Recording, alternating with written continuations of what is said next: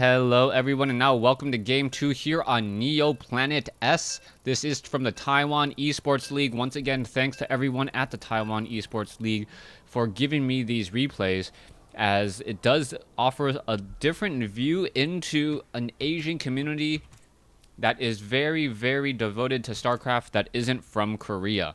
Alright, I know that is a very narrow focus, as the population of Taiwan is not as large as, say, America, but we still see some high-quality players come out from Taiwan, and also we see some invited players playing in Taiwan as well.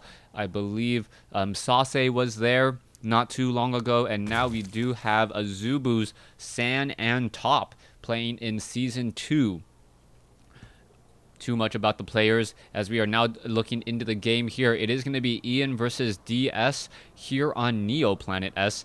DS is Rush's DS, excuse me, playing as the blue Protoss down over here at the bottom left hand side of the map, and just a little bit of a mind fake there, being able to get into the head of your opponent. And Ian thought to himself, you know what, if I cancel my hatchery, actually, if I cancel my hatchery, I could, in fact, trick my opponent into thinking that I'm trying to go into a very fast 3 base. And if you think about it even further, Ian was very, very long-sighted in what he was trying to do. He purposely did not set up or purposely pulled off drones from gas and just had a large flood of minerals. Also, the additional hatchery was there more of a production hatch than anything else. And with the sea of Zerglings, at one point there was like 24 Zerglings on the field with 14 more being trained. There was nothing that DS could really do, especially with his particular build. We are going to see now DS, is he actually going for a Nexus first? And yes, it is. Nexus first here on YoeIMIan S, and this is rather risky. Nexus first on a small map like this, you don't know what your opponent is going for just quite yet, but DS is also going to be setting up a gateway here. He likes that double wall tactic. It allows him to set up a gateway and a pylon here as soon as they repop back up. There it is. I know there's a pylon. There it is. Don't know why they like to play Houdini tricks on me, but it allows the Zerg player and the Protoss player to fight in a more favorable manner for, well, the Protoss. If the Zealot can sit right here with that Cybernetics core, the range on that Photon overcharge is large enough to start clearing units off the ramp here. Also, if DS decides to build his buildings in a way where the units have to run all around here, it is more exposure to that Nexus's Photon overcharge, or the Nexus Photon overcharge, and with that, it could get taken down rather quickly. Now, DS making sure that there is no quick third base, but he does spot the drone here, and now the probe, knowing that there is a drone on the way over, is he actually going to believe that a third base is being established?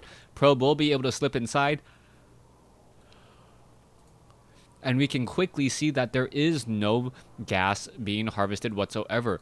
Now, this is a very, very good sign for DS already. He knows that without any gas being harvested, there is not going to be metabolic boost, and the chances of a repeat from Game 1 are simply slim to none. Alright, 2 Zealots already out on the field, and the Zealots will be making their way over to put pressure onto this hatchery. He may simply just get a cancellation here, and I think that DS is going to be smart enough to not actually try and engage with this Zealot. Or sorry, with this Mothership Core. If he engages with the Mothership Core, he is going to be in a world of hurt, or could be in a world of hurt, if his opponent had actually established gas, but as we can see, he clearly has not. Alright, Ian now trying to take down the hatchery here, purposely positioning himself in a way where Zerglings will not be able to surround them all too easily. The Zealots should be next to each other, and yes, they will be next to each other, and by standing next to each other, it does minimize the amount of surface area on those Zealots. Photon the Mothership Core is now in position, and the Mothership Core gonna try and shoot down some of those Zerglings. However, the Queens are still fighting off of creep as a Stalker now comes in to engage. What's happening here? Zealots now trying to engage, able to take down one Zergling. The Queen now going to make its way over. The Zealots need to engage against the Queens, as the Mothership Core shouldn't be engaging here at all. Perhaps even a Time Warp would be a very, very smart call to slow things down a bit. Can the Stalker finish off the Queen? The Queen now down to 25 hit points, down to 17. 2 more shots. 1 more shot will do it. There it goes, as the Stalker will get taken down. All right, a lot of Zerglings now following this up. This is looking very, very good for Ian. Still, it looks like he will be able to defend this, as the Zerglings are still chasing after all of those Zealots. Perhaps the Mothership Core just should stay still and perhaps have planted down a Time Warp. Zergling after Zergling now getting taken down. This is actually pretty interesting, as another Zergling gets killed there. All right, Stalker is looking to back off. There is Overlords in position, and the Mothership Core getting in a quick 6 kills. Total losses about even, 450 versus 425. We are now teching to Tier 2 here at the Natural Expansion. We can see an Evolution Chamber being added as well, in addition to a Roach Warren. And this should be a very, very strong follow-up play. Roach Warren and Evolution Chamber down on the field. 1-0 Roaches perhaps coming in momentarily, as DS clears out an Overlord and tries to deny any sort of scouting. However, we do see Immortals already being trained, and did that Overlord get sight of that robotics facility? That will be a key question there, and yes, he did. That robotics facility has been spotted, and also we are getting into level 1 weapons upgrade. Robotics facility now chrono boosting out, or was chrono boosting out. An Immortal should be chrono boosting out more as well. There is 1-0 upgrades, a second Forge now down, and that robotics bay in order to train up some Colossi. Overlord is back over here. It is going to be 3 bases to 2, as the harvester count is 57 to 45. Now, I apologize for never bringing up the workers killed tab. Apparently the control R doesn't work on this map, so that's why I can't really tell you how many workers were won or lost in any particular battle. Here we go, that pylon right there, Mothership Core out in front. Will be able to clean up any outlying Zerglings if they try to make their move in. More units still warping in. Immortals now with 0-0 upgrades, soon to be 1-0, as we are also going into the muscular augments. That means that the Hydralisk will be able to move extremely quickly off of creep, almost as fast as an upgraded Zealot, and then still maintain that movement speed while on creep. That very, very fast stemmed marine movement speed while fighting on that home field advantage. All of that creep providing a lot of just mobility for those slithering Hydralisks. All right, Immortals now making their way over. You can see 1 Mothership Core. There is a Colossus now being trained, and has it, is the Overseer. Wow, natural regeneration for the win right there. Nicely done, as he is now going to be backing off. Changeling taking a quick look around. I believe that Changeling will get shot down. No, it looks like Rush is going to rush to the Overseer and not be able to catch up. Here you go. Units now reinforcing. Where is that Colossi Zerglings? There's the Guardian Shield. There's a Time Warp. There goes the Queen, as the Hydralisks are not going to be able to really engage here. Some beautiful force fields, as some of the Zerglings and the Hydralisks are not able to engage, but the Mothership Core does get taken down. Immortals not having a very, very easy time. Perhaps the force field needed to be just a smidgen over in order to prevent those Zerglings from getting in. You can see finally more force fields coming down. There's a waste of a force field there, as the destructible rocks will get destroyed.